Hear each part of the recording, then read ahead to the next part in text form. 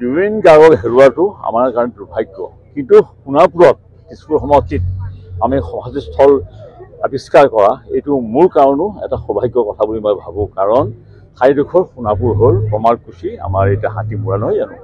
আমি ইয়াক সুন্দৰকৈ গঢ়িব লাগিব। এতিয়া সদ্যহতে কেশৱ মহন্তে কৈছে 5.5 বিঘা, সিমানখিনি মাটি আমাক অহাকালিতে যদি আমি সৎকাৰ কৰোঁ, আমাৰ কামখিনি কৰোঁ অহাকালিতে, যেতিয়া চৰকাৰে যিটো সময়তে আমি কৰোঁ সেই 5 বিঘা 5.5 বিঘা আমি ইমিডিয়েটলি পৰিষ্কাৰ কৰি সুন্দৰভাৱে উলিয়াব পাৰিম। কিন্তু ভৱিষ্যতে ইয়াৰ আশে পাশে থকা 15 বিঘামান মাটি লৈ আমি এই পথটো, এই ঠাইডোখৰ প্ৰায় 20 বিঘামান মাটিৰেই আমি সজাই তুলিব লাগিব। আৰু সেই সুবিধাটো আছে, তেনেকৈ কাৰো ঘৰ দুৱাৰ ভাঙিবলগীয়া নহয়। আৰু আমাৰ ইয়াৰ কমাৰকুছিৰ শ্মশানখন আমি পিছফালে মাটি আছে, সেই মাটি কাটি তাতে সুন্দৰকৈ আমি বনাই দিম। সেইটো শ্মশান তেনেকৈ থাকিব আৰু এই সমাধিৰ সন্মুখত জুবিন গাৰ্গ থাকিব।